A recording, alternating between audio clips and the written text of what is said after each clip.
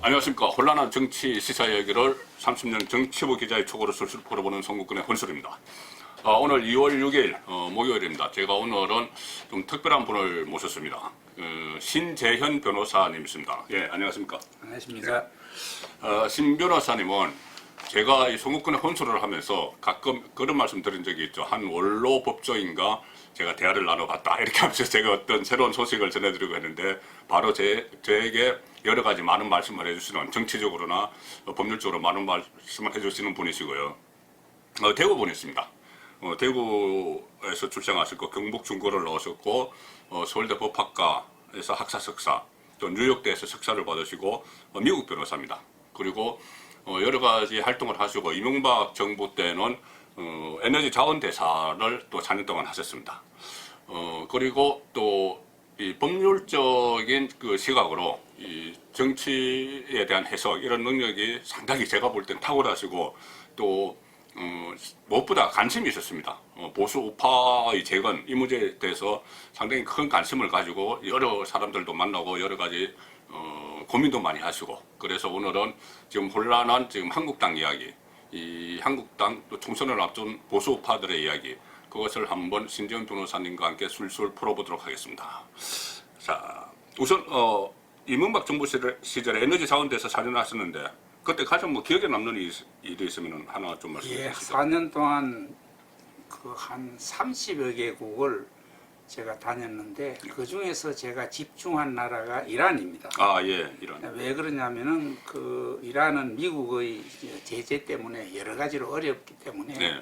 그 어려운 나라에 우리가 관계를 좀 좋게 해서 이란이라는 건 굉장히 잠재력이 있는 나라이기 때문에 대한민국이 장기적으로는 잘 지내야 될 대상입니다. 그래서 다니면서 그때 우리가 생션을 이란에다가 하면서 오히려 이란 사람들을 설득을 하고 우리 이명박 대통령께도 제가 설득을 해서 그 원유 수입을 한국 원화로 결제를 해서 서울에 있는 우리나라 은행에 그 원유 대금을 예치하는 지금 총 금액이 지금도 아마 한 7조여 원이 지금 있을 겁니다.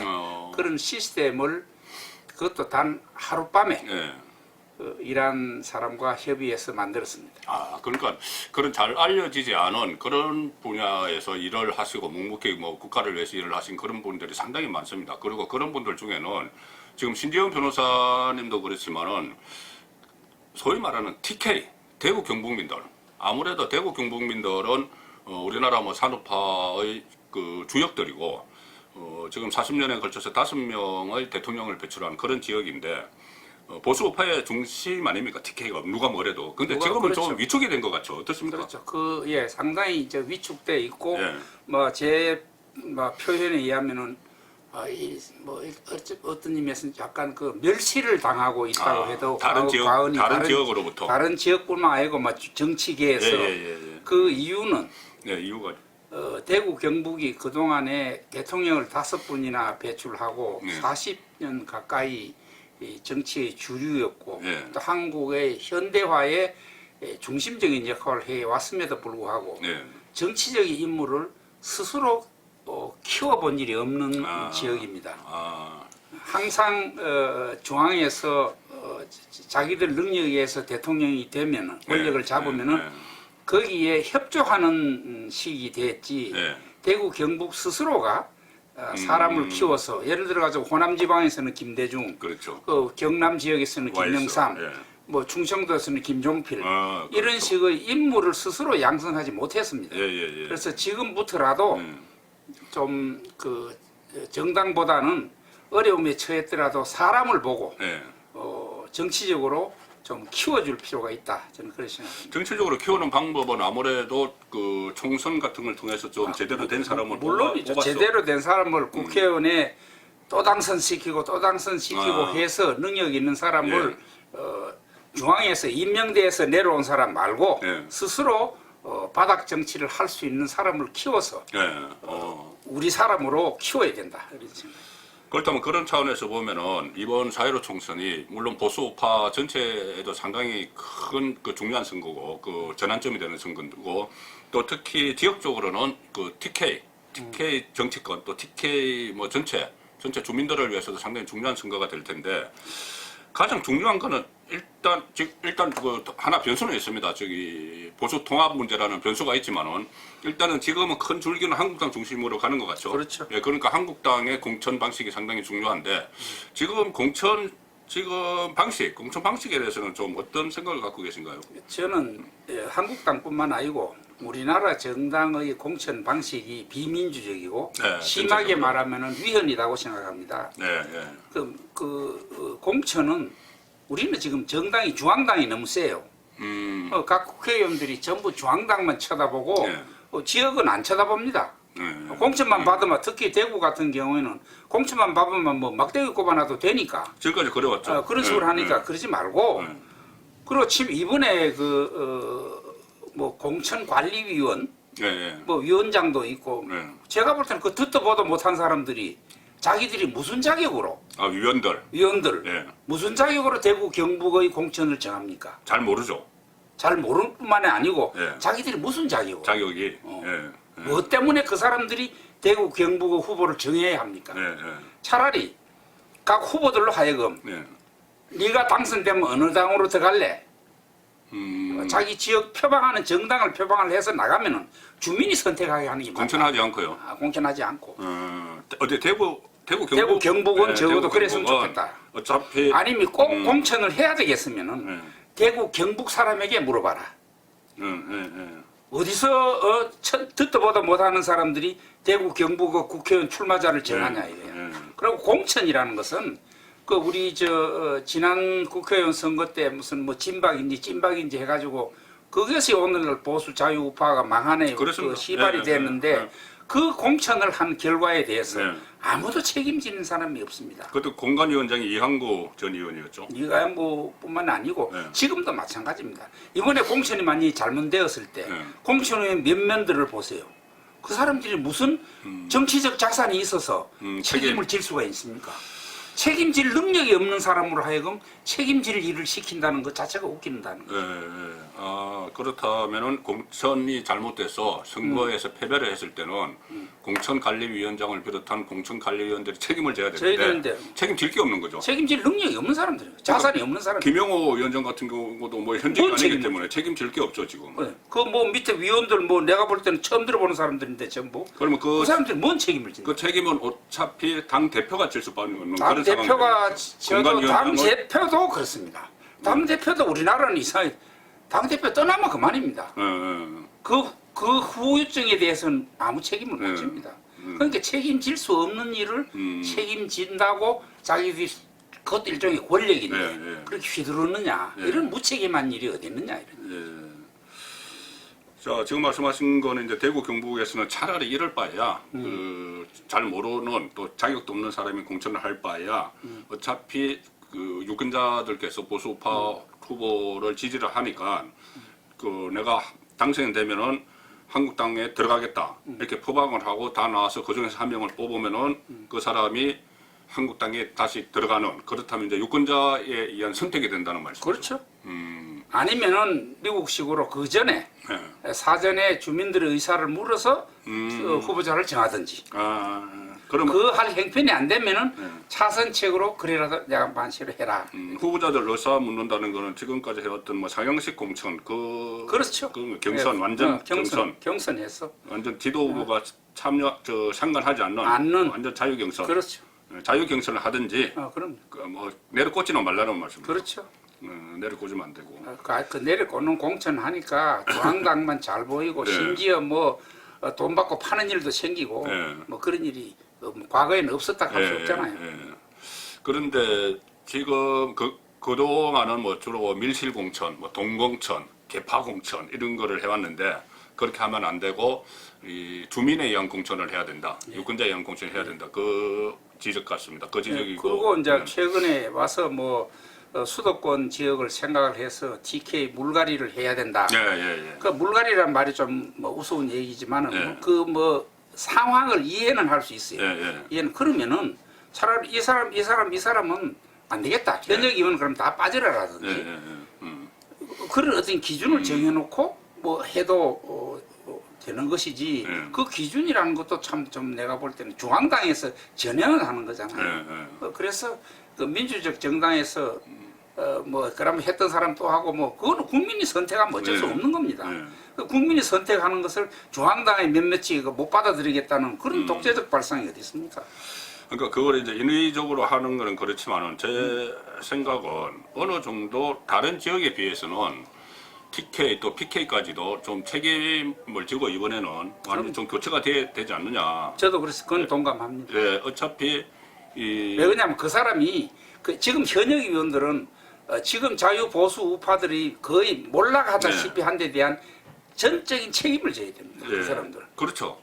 그 책임을 져야 되는 사람들이 지금 책임을 지지 않고 버티고 있고, 특히 뭐 부산, 경남, 울산, 부산, 경남 PK 쪽에서는 현역 의원이 지금 7명인가요? 그 불출마를 선언했는데, 그 대구 경북은 19명 중에서 1명, 정종섭 의원만 불출마를 선언한 상태이기 때문에 본인들이 그런 선택을 하지 못하면 어쨌든 책임을 져야 됩니다. 그런데 선택을 하지 못하면은 유권자들이 또 공천 과정에서 좀 걸러내야 되지 않느냐, 이제 그런 목소리는 있는 것 같아요. 대구 경북 사람들이 맡긴 정권을 네.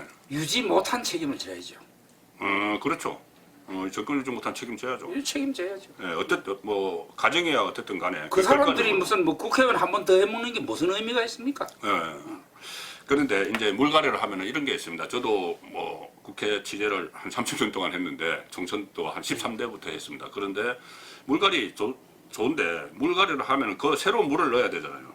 그러니까 기존에 있던 사람을 빼낸 자리에 새로운 사람을 집어넣어야 되는데 그 새로 또 들어가는 사람이 구악에 못지않은 신악인 경우가 많거든요. 그래서 이제 뽑는 최근에 이거 뭐 나무 회사의 그 종편에 어느 종편에 보면은 작년에 미스 트롯 TV조선 제가 출연했는데 TV조선 올해는 미스터 트롯 이걸 뽑는데 거의 1년에 걸쳐서 예비 심사, 1차 심사, 2차 심사, 3차 심사, 뭐 4차 한 1년에 걸쳐서 뽑습니다. 근데 정치 신인은 왜 선거 바로 직전에 가서 뭐 이상한 신인 그것도 무슨 뭐 어떤 뭐 여론조사 하는 것도 아니고 뭐 어느 줄 하나 잡아가지고 떡 보여가지고 나가가지고 나중에 뭐 이상하게 해서 뭐 망신도 당하고 이러는데 한 1, 2년에 걸쳐서 뽑아라. 국가의 장래를 담당할 정당에서 신인을 뽑는데 어떻게 가수 하나 뽑는 것보다도 그 못한 절차를 뽑는 그게 우리나라 정당들 수준입니까? 그러니까 어떤 뭐 예능인을 뽑으라는 말씀은 아니고 아니지. 그런 과정과 절차를 거쳐서 그러니까. 장기적으로 지금 당장 뭐 선거 때 돼가지고 뚝딱 뭐 공천하는 게 방송국에서 가수 하나 뽑는 절차보다도 허술한 절차를 하느냐 정당이라는 것들이 심하게 말하면은 그렇다. 요걸 얻어먹어도 쌉니다 이거는. 국회의원 그러면 자질이 좀 어떻게 돼야 된다고 봅니까? 기준이 좀 그거 참 어려운 말씀인데 국회의원 자질은 결국은 국민이 선택하는 겁니다. 뭐 아무리 뭐 이상한 사람이라도 국민이 뽑으면 그 사람은 국민의 대표인 것입니다.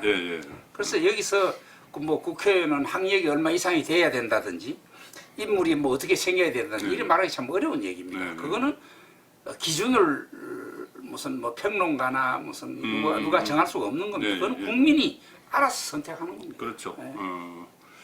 오늘 우리 영남일보 2월 6일자 사면을 보면은 그 경산 일단은 대구 경북 간선 지역 여론조사 중에서 경산만 나왔는데 그 주민들이 그 36.6%가 후보 능력을 보고 선택을 하겠다. 그러니까 후보 개인의 능력을 보고 선택을 하고 그 다음에 뭐 이어지는 게 정당을 보고 참신성을 보고 이렇게 됐는데 아무래도 후보 개인 능력이 중요한 거죠 지금.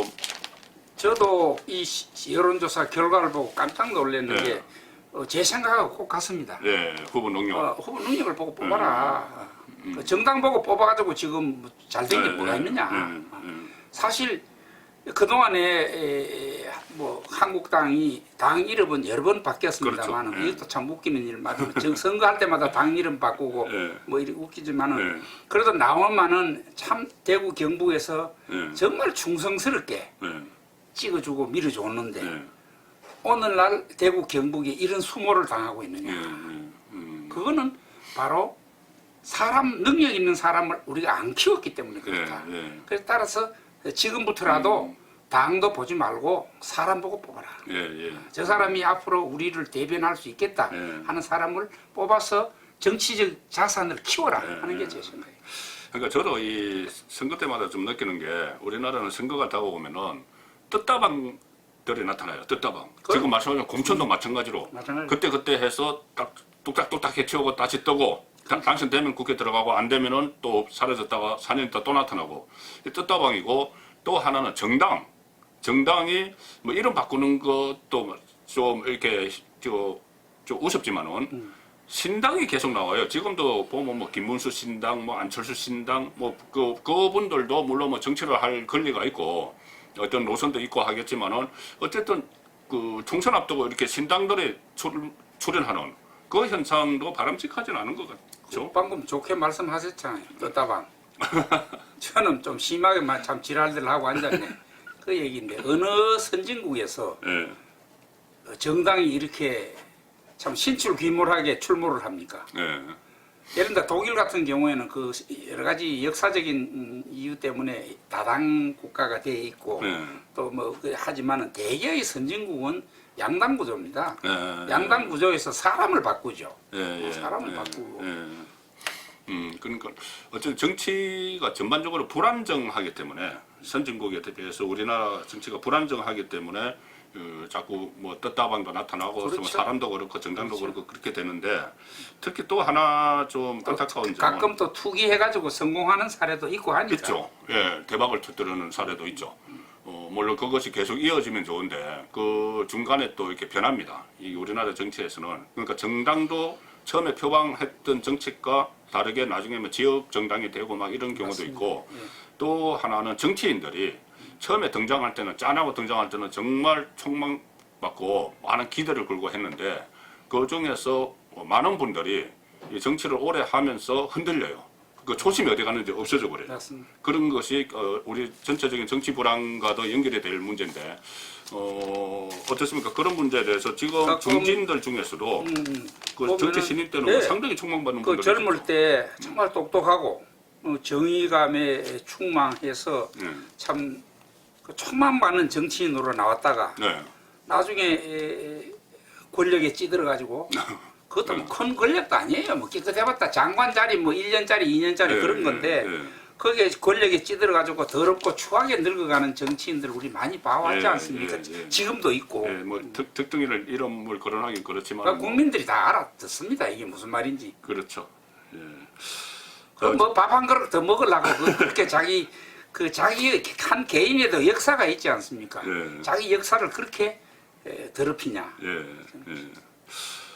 예, 어쨌든 지금 뭐 총선을 이제 70일 한 60 며칠 앞두고 있는 시점에 특히 지금 우리 신지영 변호사께서는 고향이고 또 보수 우파의 성지였던 대구 경북 선거에 대해서 많은 걱정을 하고 그리고 또 공천 방식도 조금 전에 좀 파격적인 공천 방식을 말씀드렸죠. 공천을 하지 말든지 아니면 완전 자유 경선에 맡겨서 지도부가 손을 떼든지 이렇게 해서 어쨌든 유권자들의 정서가 지역 정서가 반영이 되는 그런 공천을 해야 된다. 그렇죠. 예, 그 말씀이시고 앞으로 어떻게 결론적으로 마지막으로 이 보수 우파가 다시 대한민국의 중심이 될 것 같습니까? 저는 이 상태로 가면은 지금 통합도 제대로 안 되는 이 상태에서 4.15 총선에서마저 지면은 그 보수 우파가 지면은 이게 아마 집권 세력에서 당장 추진할 게 개헌 같아요.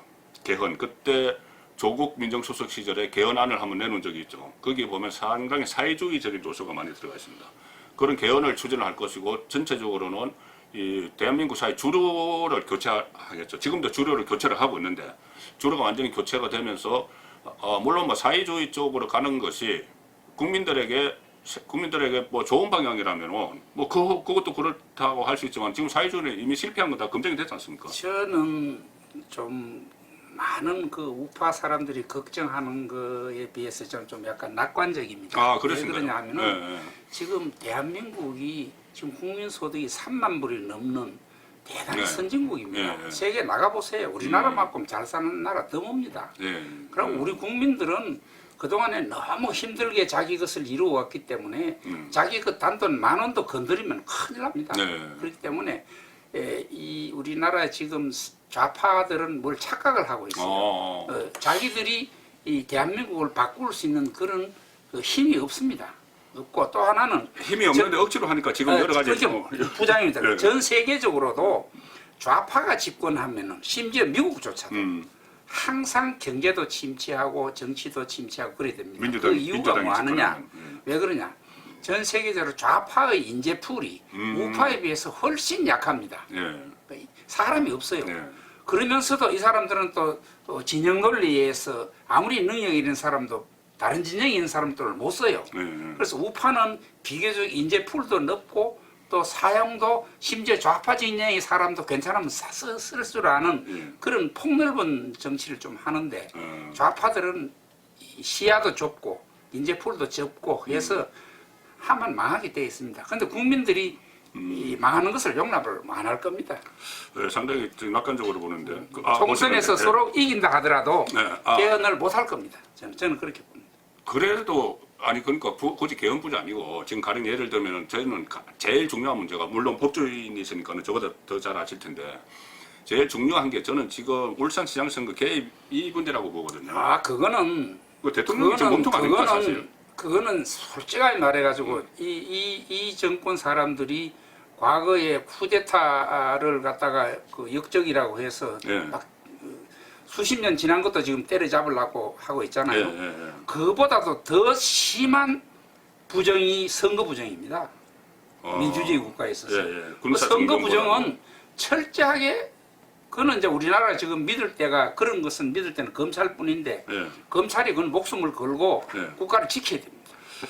자, 이 총선에서도 선거 부정이 안 일어난다는 보장도 없어요. 그러면 검찰이 목숨을 걸고 그 국가를 대한민국을 지켜내야죠. 그래서 지금 윤석열 총장이 이 문제를 4.15 총선 이후에 뭐 수사를 다시 재개하는 쪽으로 가는 것 같은데 만약에 총선에서 민주당이 압승을 다시 하게 되면은 그 수사 동력도 좀 저는 떨어질 거라고 보고. 그거는 검찰에 이제 자기들이 국가에서 주어진 의무를 충실히 해야죠. 사람들이 무슨 뭐 선출 권력이 뭐 대단한 것처럼 얘기하는데 임명직은 헌법에 의해서 임명된 공무원입니다. 선출도 헌법에 의해서 선출된 겁니다. 방식이 다를 뿐이지 다 국가에 의해서 헌법에 의해서 주어진 권력입니다. 그러니까 선출 권력이 임명 권력이 선출 권력이 쫄 필요가 하나도 없다는 거죠. 지난해나 다 헌법에 의해서 부여된 권력이다. 따라서 국민을 위해서 써라. 이 저기 오늘 주제는 아니었지만은 이 울산시장 선거 개입을 쭉 계속 이제 추적을 계속 관심을 갖고 보셨잖아요. 그 몸통이 누구라고 보세요? 저는 수사를 뭐 내가 그 기록을 본 것도 하고 모르겠는데 그 요즘 언론에서 뭐 그 암시를 많이 하대요.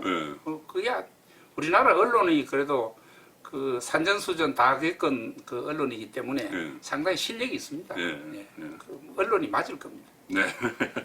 제가 항상 이야기하는 것이 몸통은 문재인 대통령 아닐까. 왜 그러냐면은 임종석 실장에게 송철호 후보를 출마를 권유하라고 간접적으로 지시를 했죠. 그러면은 그냥 출마하라고 했겠습니까? 아니면은 그 출마하면 그동안 8번 떨어졌는데 우리 그때 야당이어서 힘이 없었는데 이번에는 우리가 정권을 갖고 있으니 우리가 다 도와줄게 이렇게 했을까? 그것 때문에 아마 몸통은 그 대통령일 가능성이 높다. 그 말씀은 제가 계속 드린 말씀입니다. 자, 그리고 끝으로 우리 신지연 변호사님께서는 우리 그 애향심이 굉장히 많으신 것 같아요. 항상 보시면 이 대구 경북에 막 걱정을 하시고 지금도 대구가 이렇게 된 데 대해서 대구 경북이 이렇게 된 데 대해서 상당히 좀 안타까워하시고 하시는데 어디 대구 경북 주민들에게 좀 하시고 싶은 말씀 있으면 한 말씀 해주시죠. 그 이제 선거 때가 되면은 그 유권자가 할 수 있는 것은 투표뿐입니다. 투표를 가지고 권력을 응징을 해야 되거든요. 그러니까 지금까지 여러분들이 뽑은 국회의원들, 시장, 군수들이 잘하면 또 뽑아주시고 마음에 안 들면 가차없이 응징을 해야 됩니다. 여러분이 가진 수단은 그거밖에 없습니다. 투표에서 철저히 그거 하십시오. 위에서 공천을 누가 하든지 간에 마음에 안 들면 안 찍으면 되는 겁니다. 어떤 언론이 마음에 안 들면은 복수하는 방법 그 신문 안 봐버리면 되는 겁니다. 그거와 똑같습니다. 정권의 혼수를 마음에 안 들면은 절도가시면 되는 거고. 그렇습니다. 주민 소환제 같은 것도 좀 필요하지 않을까요? 국회의원. 그게 성공하기 굉장히 어려운 제도거든요. 네. 굉장히 어려운 제도입니다. 그게 우리나라는 주민 소환제 하기에는 규모가 좀 커요. 자치단체 자치단체도 과거에도 그 성공 못했잖아요. 아, 그게 이제 뭐 그 투표 비율이라든지 무슨 여러 가지 성공하지 못하는데 네. 우리나라에는 그거 하기에는 국가가 그래도 인구도 5천만도 넘고 네. 국민소득도 3만 나라가 너무 커요. 큰 나라에서는 쉽지 않습니다. 그럼 주민 소환제도 현실적으로 어려우니까 어렵습니다. 결국은 4년마다 돌아오는 총선, 그렇습니다. 그 총선에서 선택이 예. 그 가장 중요하고 그 선택을 4년 동안 바꿀 수도 없는.